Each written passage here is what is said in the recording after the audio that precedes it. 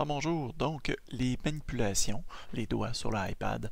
Alors c'est simple, tout par de gauche à droite. On glisse toujours les doigts de gauche à droite, on passe d'un écran à l'autre. Voilà, sinon de haut en bas également pour différentes utilités. Entre autres le panneau de contrôle. La marche du bas vers le haut, on ouvre le panneau de contrôle et on referme vers le bas. Donc la marche du bas vers le haut et on referme le panneau vers le bas. On verra le panneau de contrôle plus tard. Donc le centre de notification marche du haut vers le bas. Et voilà le centre de notification. Et on referme ce centre de notification-là de bas vers le haut. Ensuite de ça, au centre, le Spotlight qu'on appelle donc un outil de recherche, tout simplement. Alors on entre un mot-clé, on reçoit toutes sortes de résultats parmi nos courriels, applications, fichiers, etc. Voilà. Ensuite de ça, donc le centre de notification, on l'a vu. Et ensuite de ça, bon, il y a plusieurs autres manipulations pour réduire, pour zoomer, etc. On va commencer par réduire. Donc, on prend un hasard, le Safari. On réduit donc à 5 doigts, super important, 5 doigts vraiment, en même temps, simultané pour réduire. Autre exemple App Store. Donc, on réduit à 5 doigts. Je dis bien réduire, il faut faire attention, double-clic sur le bouton Home, et ensuite de ça, vous voyez en gestion multitâche, on peut aller flipper. Donc là, on ferme vraiment les applications, sinon ça reste actif. Ensuite de ça, autre point, hein. Donc, c'est super important lorsqu'on veut zoomer, hein, donc de pincer les doigts, ouvrir ou fermer, toujours en pinçant les doigts. Alors, tout ça pour réduire ou agrandir une image ou quoi que ce soit. On va aller chercher mon outil préféré de prise de notes qui s'appelle Penultimate.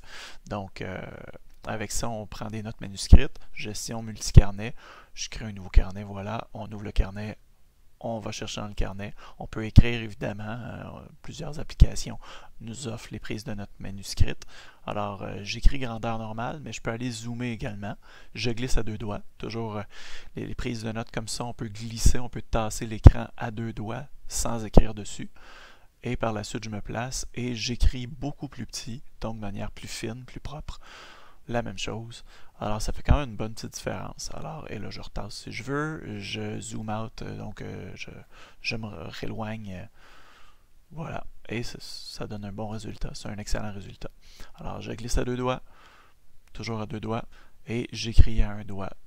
Et ensuite de ça, je réduis le zoom in, zoom out. Je m'excuse l'anglicisme. Donc, j'agrandis ou je rapetisse, tout simplement.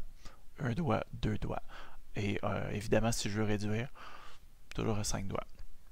Sauf que là, on va aussi voir une autre application, parce qu'il y a des petites exceptions. Hein. Google Earth. Donc, le Google Earth, je dis exception, en fait, c'est des particularités, devrais-je plutôt dire, pour la simple bonne raison que là, on peut vraiment jouer à 3 doigts et on peut s'amuser en masse. Alors, lorsqu'on prend le globe, alors on s'amuse à 2 doigts ici. Hein, je fais vraiment tourner.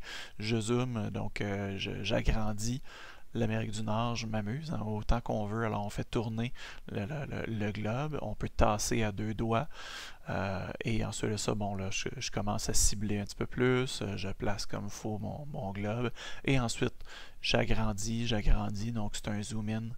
Là on s'en va à Sherbrooke présentement, alors on s'en va dire bonjour Sherbrookeois tout simplement, on dit bonjour à notre cégep et on agrandit de cette manière-là. Donc encore juste les 2 doigts, on agrandit.